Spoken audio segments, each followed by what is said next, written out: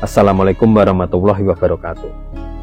Halo teman-teman, jumpa lagi dengan channel Dedemit Story.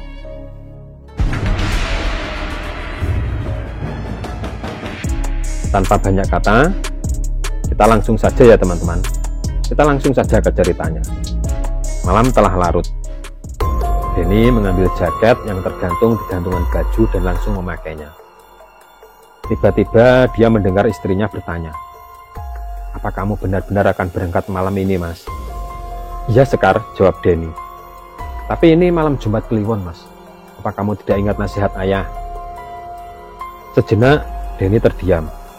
Ya, memang beberapa waktu lalu Denny dinasihati oleh mertuanya yang tidak lain adalah ayahnya Sekar. Sekar dan Denny ini sepasang suami istri, dan Denny ini berprofesi sebagai polisi. Lebih tepatnya, dia sebagai reserse atau intel. Saat ini, dia mendapat tugas untuk menangkap salah seorang gembong narkoba yang sebenarnya masih saudaranya sendiri. Gembong narkoba itu bernama Somad. Somad ini adalah anak dari kakak ayahnya. Jadi lebih jelasnya, Somad ini adalah kakak sepupu dari Denny. Tapi, karena ini sudah menjadi tugas dan menyangkut profesionalisme kerja, maka Denny harus profesional, tidak akan pandang bulu dalam menangkap siapapun. Beberapa hari yang lalu ketika Denny sekeluarga berkunjung ke rumah mertuanya, dia mendapat beberapa nasihat dari sang ayah mertua. Ayahnya Sekar ini memang bukanlah orang sembarangan. Di desanya dia dikenal sebagai sesepuh desa atau orang pintar yang sering dimintai tolong untuk urusan hal-hal yang gaib. Dan ayahnya Sekar ini sangat mengenal sekali siapa itu Somad. Ayahnya Sekar sangat paham sekali kalau Somad ini bukanlah orang sembarangan. Sebenarnya Denny tidak percaya hal seperti itu, namun demi menghormati sang ayah mertua, dia bersikap seolah-olah percaya dan menuruti semua kata-kata mertuanya. Dan sang mertua ini benar-benar mewanti-wanti Denny jangan sekali-kali memburu Somad di malam Jumat Kliwon, karena di saat itu kekuatan Somad sedang di posisi maksimal.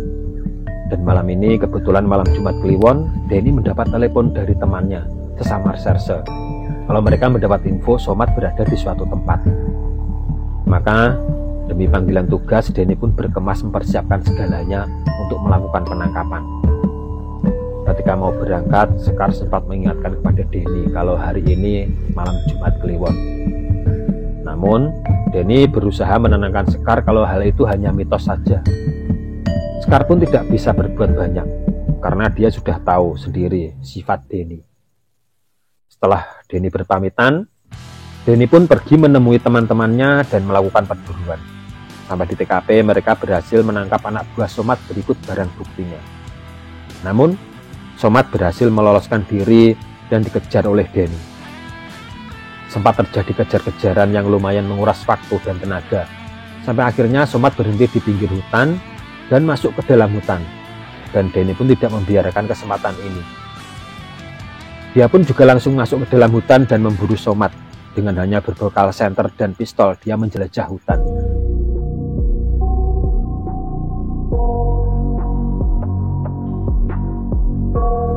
Dia tidak ingat lagi nasihat mertuanya kalau malam ini adalah malam Jumat Kliwon, dan dia juga sendirian.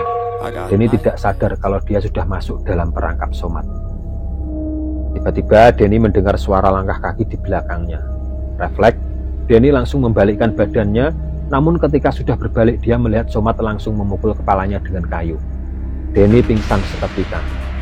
Begitu sadar, Denny mendapati dirinya sedang diikat di sebuah pohon, dan lebih aneh lagi, bajunya sudah berganti dengan baju yang dipakai Somad.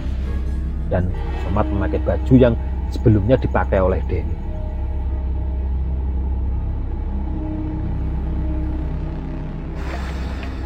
"Apa maksudmu mengikatku dan memakai bajuku?" tanya Denny.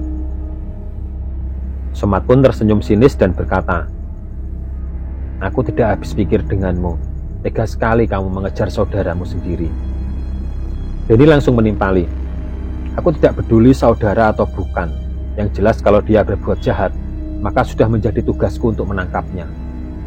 Somad hanya tertawa mendengar apa yang dikatakan Denny. "Tapi kamu salah orang. Kamu telah salah memilih lawan. Lihat saja apa yang akan terjadi." Kemudian Somad duduk bersila dan dia bersedekap sambil membaca mantra. Denny sempat bertanya-tanya apa sebenarnya yang dilakukan Somad. Tiba-tiba angin berhembus sangat kencang dan Denny pun melihat sosok bayangan wanita berambut panjang. Panjangnya mungkin mencapai lutut. Wanita ini bergaun putih dan wajahnya sangat menyeramkan. "Ada apa engkau memanggilku, wahai Somad?" tanya iblis wanita itu. Kemudian Somad meraba wajahnya dan dia menunjuk ke wajah Denny. Sosok hantu wanita itu kemudian berpaling menatap wajah Denny. Perlahan-lahan dia mendekati wajah Denny dan memegang kedua pipi Denny. Denny sempat tidak tahan melihat wajahnya. Dia pun memejamkan kedua matanya. Tiba-tiba Denny merasakan wajahnya sangat panas sekali. Denny sempat berteriak-teriak kesakitan. Setelah beberapa saat lamanya, akhirnya rasa panas itu reda. Dan ketika Denny membuka matanya, dia sangat terkejut sekali. Dia melihat Somad wajahnya persis seperti dirinya. "Apa yang kau lakukan padaku?" tanya Denny. Somad tertawa terbahak-bahak. Kemudian Somad mengambil HP dan menyalakan fitur kamera depan. Kemudian HP-nya itu dihadapkan ke wajahnya Denny agar Denny bisa bercermin. Dan Denny sangat kaget sekali, dia melihat di HP itu ada wajahnya Somad. Berarti sekarang wajahnya berubah menjadi wajahnya Somad. Mereka sekarang sudah bertukar wajah.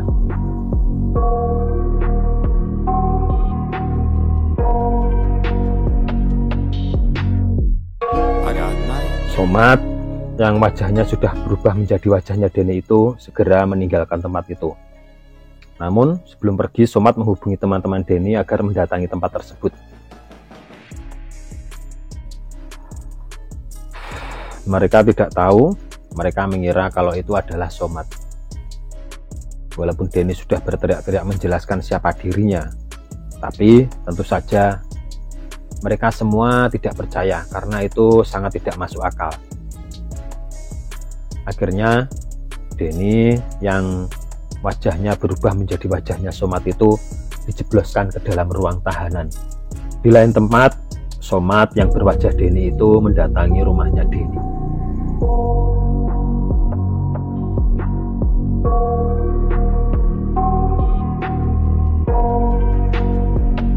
Sekar sangat lega melihat kedatangan suaminya, namun dia sangat heran. Dia melihat Denny wajahnya sangat datar dan tidak begitu menghiraukannya. Denny sama sekali tidak bicara. Bahkan ketika anaknya datang menyambutnya, Denny malah acuh tak acuh langsung masuk ke dalam kamar. Padahal biasanya setiap Denny pulang, dia langsung menggendong anaknya dan bermain dan bercanda. Tapi kali ini ketika anaknya menghampirinya, Denny malah mengibaskan tangannya, tidak memperdulikan mereka semua.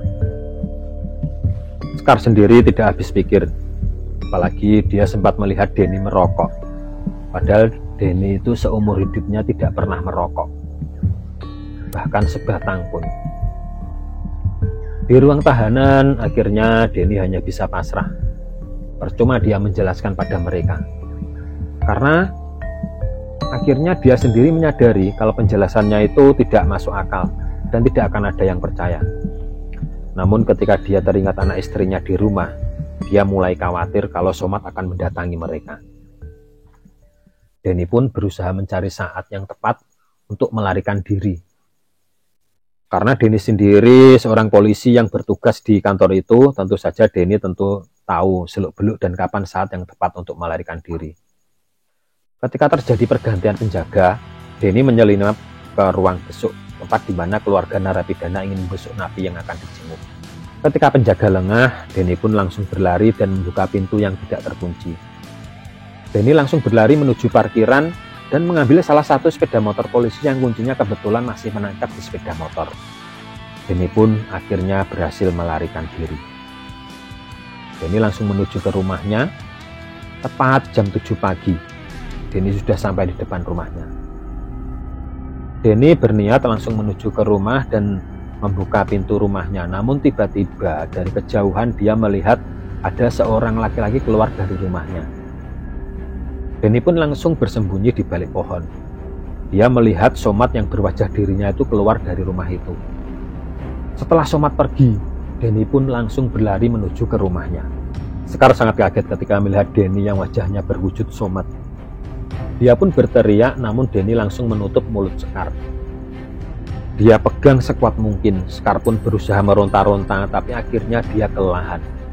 Setelah Sekar tenang, Denny pun menjelaskan semuanya. Namun Sekar tidak percaya begitu saja. Diam-diam Sekar mengambil pisau dapur dan mengacungkannya kepada Denny. "Jangan kau dekati aku. Saat ini aku tidak bisa percaya siapapun." Denny pun sempat gugup dan dia membujuk Sekar agar tenang. "Tenang Sekar, tenang. Jika kamu tidak percaya, kamu bisa mengecek darah lelaki yang kamu kira Denny itu. Somad itu darahnya B dan darahku O." Sekar pun sempat bingung. Melihat Sekar kebingungan, akhirnya Denny pun berkata, "Baiklah Sekar, mungkin cukup untuk hari ini. Aku akan pergi. Tapi kamu pertimbangkan kata-kataku. Silakan kamu cek darah orang yang mengaku diriku itu."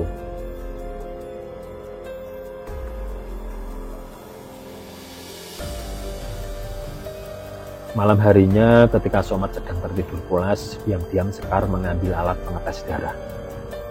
Alat ini wujudnya seperti ballpoint yang jika dipencet akan ada jarum yang keluar dan langsung mengambil sampel darah. Secara refleks Somad pun langsung menepuk lengannya.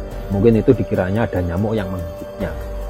Padahal itu alat pengambil sampel darah yang dipakai Sekar untuk mengambil darahnya.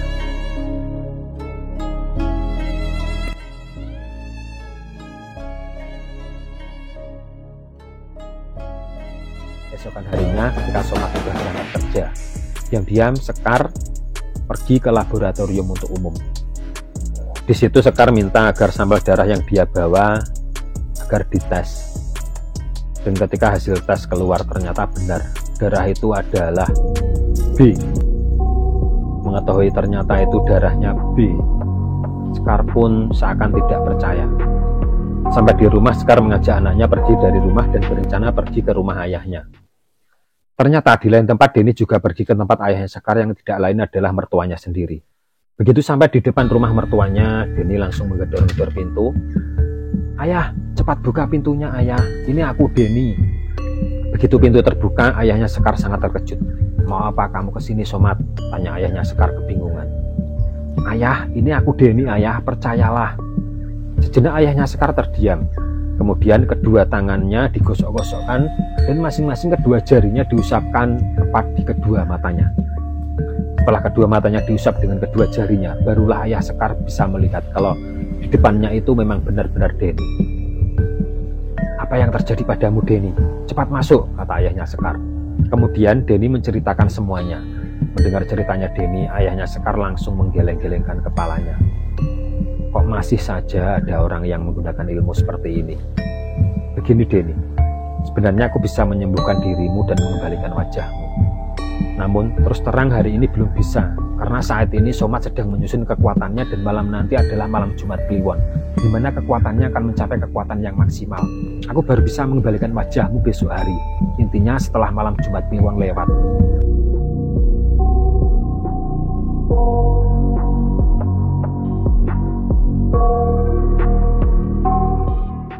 "Lantas saya harus bagaimana ya?"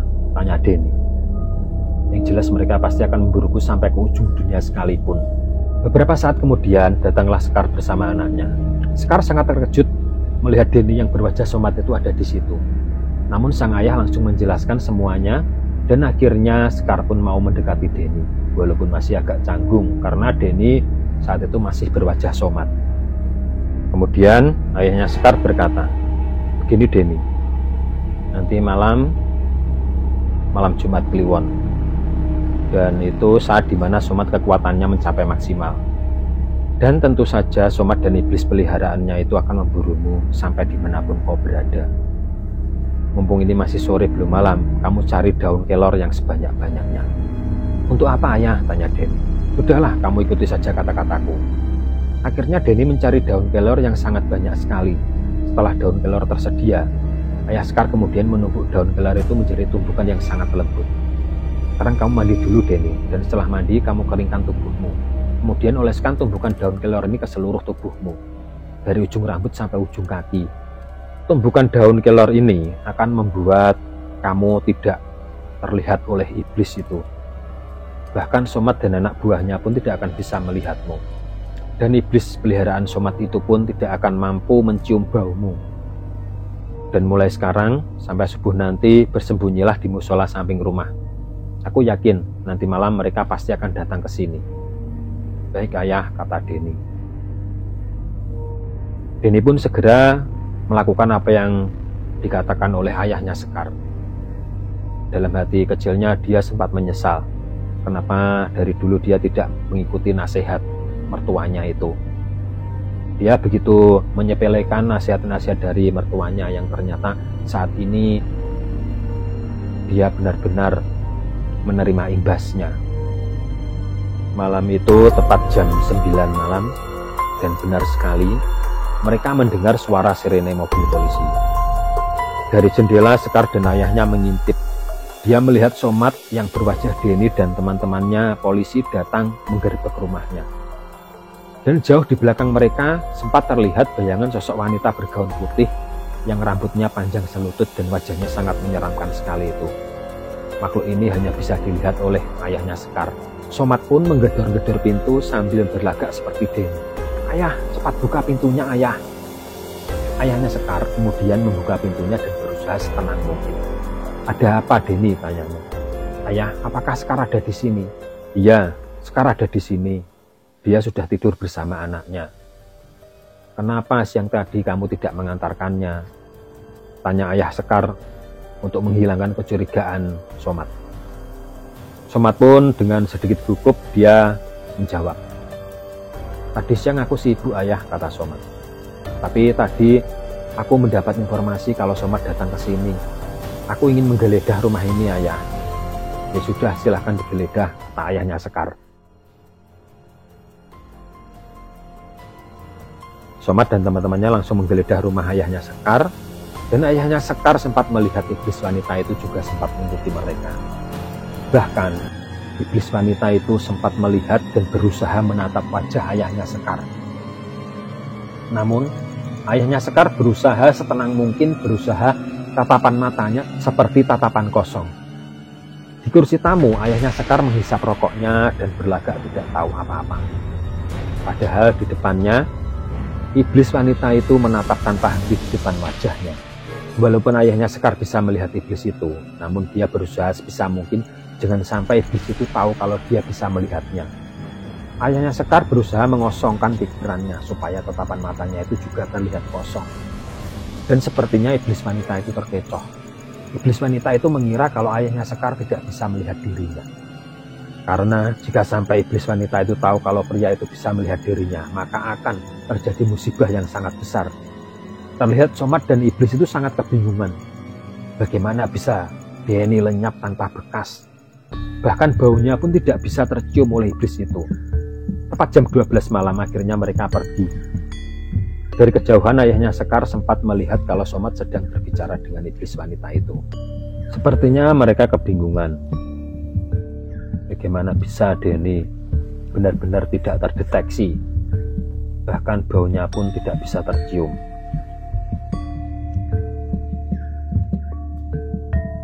Akhirnya malam berganti pagi.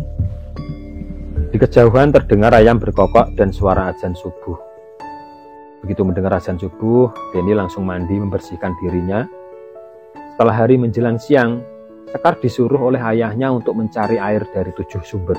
Nah, yang dimaksud air dari 7 sumber ini bisa berupa sumur atau pompa air di setiap rumah itu, yang penting dari 7 tempat yang berbeda. Sekar berkeliling dari rumah tetangganya ke tetangga yang lainnya meminta 1 botol air putih dengan alasan untuk suaminya yang sedang sakit. Dan Denny disuruh mencari daun kelor dan juga pelepah pisang sebanyak 3 biji. Sore harinya selepas asar, semua bahan sudah siap.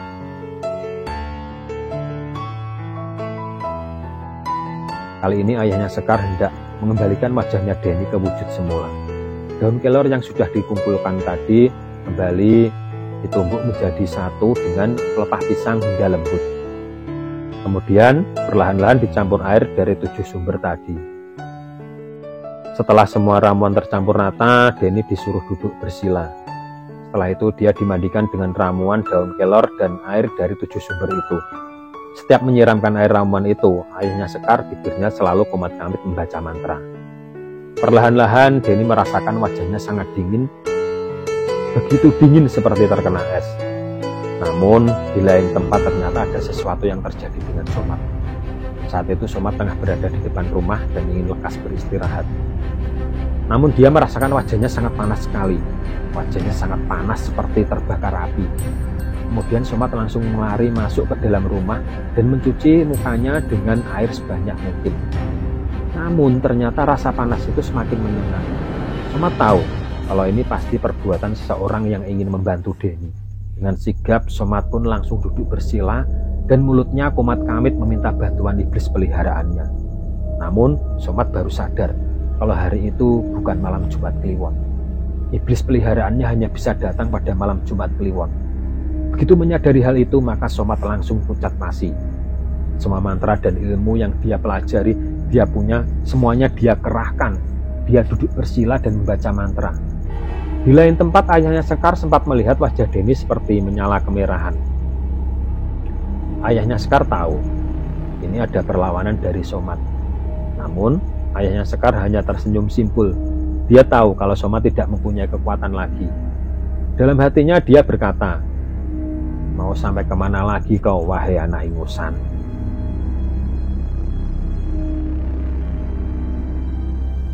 Untuk kesekian kalinya, ayahnya Sekar menyiram Denny dengan ramuan daun kelor dan air dari 7 sumber.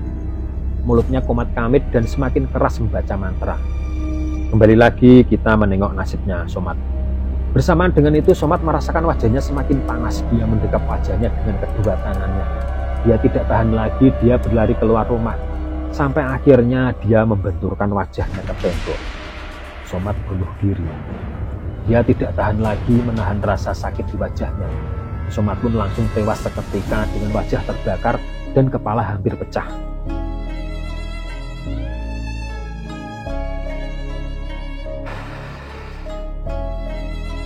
Bersamaan dengan itu, wajah Denny kembali ke wujud semula. Besokan harinya ketika Denny sekeluarga pulang ke rumahnya, mereka mendapati banyak warga dan kepolisian berkumpul tepat di depan rumahnya. Setelah mereka mendekat, orang-orang itu sangat kaget ketika melihat Denny. Ternyata di depan rumah Denny ada sosok mayat yang wajahnya terbakar dan kepalanya hampir pecah. Masyarakat mengira kalau mayat itu adalah Denny. Ternyata Denny masih hidup. Kemudian mayat itu dibawa ke rumah sakit untuk divisum. Dari visum yang keluar, akhirnya mayat itu teridentifikasi kalau itu adalah mayat Somad. Somad tewas dengan cara yang sangat mengenaskan. Ya memang, selama ini Somad memang melakukan perjanjian dengan iblis demi mendapatkan kesaktian. Dan ternyata ilmu yang dianut Somad ini, atau lebih tepatnya disebut dengan ilmu ijol rupo, ilmu yang bisa menukar wajah. Sebenarnya ilmu ini sudah ada sejak dulu. Sejak zaman kerajaan-kerajaan, di mana ilmu ini digunakan untuk merebut kekuasaan atau makar tapi tanpa harus berperang. Jadi seseorang yang ingin menjadi raja atau merebut kekuasaan tapi dia tidak punya kekuatan militer, kebanyakan mereka akan menukar wajahnya dengan raja di suatu kerajaan. Namun untuk mendapatkan ilmu ini memang harus melakukan perjanjian dengan iblis. Mengenai benar tidaknya hal ini atau benar tidaknya cerita di atas, di sini saya hanya sebagai penyambung lidah cerita. Jadi entah benar atau tidak, kita anggap saja ini sebuah hiburan saja ya teman-teman. Nah, mungkin cukup sampai di sini ya teman-teman. Jangan lupa komen, like, dan subscribe supaya saya lebih semangat lagi menghadirkan cerita-cerita yang menarik di beranda YouTube teman-teman sekalian. Sekian dan terima kasih, semoga bermanfaat. Wassalamualaikum warahmatullahi wabarakatuh.